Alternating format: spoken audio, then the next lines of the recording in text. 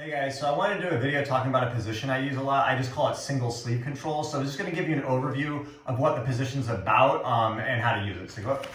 So basically, traditionally people think of the lasso as kind of the control for a lot of open guard positions. So building off of either a single sleeve grip or a single ankle or a single pant grip is really important because most of the time when you're fighting, you're not going to get two grips at one time, right? You have to establish an initial grip first. This sleeve is one of the most common ones because if I'm on my back and his feet are back like this and he's grabbing my legs, that's usually one of the first contact points I'm going to have. So I break a grip and I get a lasso, okay? But the reason I call it like a single sleeve control as opposed to a lasso is because a lot of times I won't be in the lasso. So for example, if I'm here like this and he's like moving this way a little bit, the lasso is fine, right? But if we're here and he slowly starts circling this way, I need to unlasso. Right, so as he keeps circling this way, I'll be here like this. If he starts to go back this way, I'll go back to the lasso, right, like that. So it's kind of off and on. If he tries to loop out of this, sometimes I'll push and unlasso here. There's a lot of like leg work and skill in this, and this position will turn into a lot of other positions, right? It'll turn into collar sleeve. Like if I'm here like this and he's keeping his hand back, it turns into collar sleeve. If he grabs this, it could turn into double sleeve. If he's keeping this back, I could go cross sleeve and then go into a de la hiva hook, underhook de la hiva. If this leg is kind of close, I could go from this into the ankle, and now I can unlasso, start going to sit-up guard, low guard. So you're going to get into all sorts of positions based off of this initial sleeve control. So it's a position that's like you don't necessarily attack from per se, but knowing how to control this well will open up so many other positions in your game, right? So a couple basic ideas of this is one is I like to go palm up, keep my knuckle kind of buckled into his wrist from here, like this. This makes it harder for him to loop out. Okay, if he starts to circle this way with his body, I'm gonna unlasso. If you stay here and he keeps circling like this, it's gonna become really awkward and you're gonna get stuck, right? So when I'm here, if he's trying to grab this, I'm gonna get this sleeve and break past the body, and now I can control a double sleeve, or I could go collar sleeve. If he's keeping this back and he circles this way, I'm just gonna unlasso and follow, keep circling, like that, right? If he starts to go back this way, I lasso again. If he keeps circling this way, I use my lasso and my hand to help stay center, right? So it's just kind of unlassoing, lassoing, unlassoing, lassoing.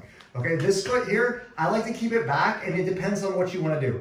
If he grabs this leg a lot, I can grab this sleeve, break past the body, and now all these double sleeve options will come up. I've done videos on that. I can put the link for those videos in the description. If I'm instead of this, I could go cross collar. Now this turns into like collar sleeve de la hiva hook, shooting for omoplatas and triangles, right? Another really important thing that will happen is sometimes when I'm here, the guy will try to loop out a lot, right? So as he tries to loop out, one thing I really focus on, go back, do everything slow, okay, is as he tries to loop out, I like to push my fist away like this, right? As I push away, that makes it easier that as he unlassos, I can come back in here and I can go to the bicep or the foot on the hip, right? Now from here, I can go collar sleeve, right? Like this. From here, if he starts moving around like this, I can go here, I come back to the lasso, and I just kind of follow with this. But learning to get good with this single sleeve is such an essential skill set to developing a good open guard. You're gonna set it up a lot from, if I'm here like this and we're in the grip fight phase, if I can just get one sleeve, this is really good. If I grab a lapel and he goes to break it with both hands, often I'll get one sleeve. From here, I can go back, fall, and now I can start building from here. If I'm on my back, usually the guy won't just grab both pant legs and sit there, he'll grab one at a time, right? So if I get this, I fast break, lasso, and now I'm in the position. He starts circling this way, lasso, he goes back this way, I lasso. If he grabs here, break past the body here, double sleeve. If he keeps this back, I go collar sleeve, now I'm attacking de la hiva hook. Go here, I can go foot on hip, start attacking. Right, or I could like go cross sleeve, start deep lacing, attacking here. If he has this kind of close and he's having this, I could grab this ankle, go here, push the hip out, and start building from here, okay? So if controlling in this way is kind of foreign to you, I really recommend start doing some specific sparring by starting in that position. Just start with just the lasso, one sleeve, and spar from there. As problems pop up, which they will with your partner, then just go back, kind of go slower and try to identify the problem. The position does work. It's a super common position. So if you don't feel comfortable starting that position, just keep sparring from there over and over until you start to figure out what details are going wrong, causing the problem, right?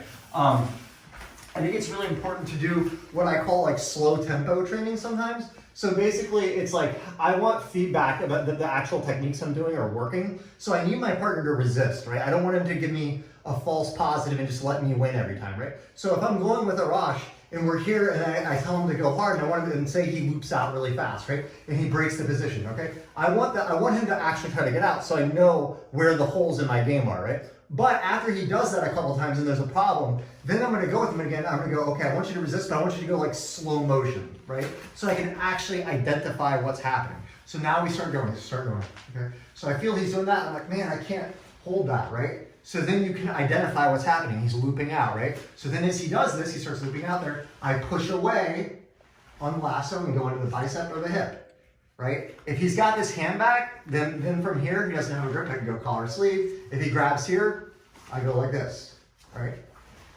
Okay, so we're here again, he starts to loop out, push on lasso, hip or bicep, and go back, collar sleeve, and build from there.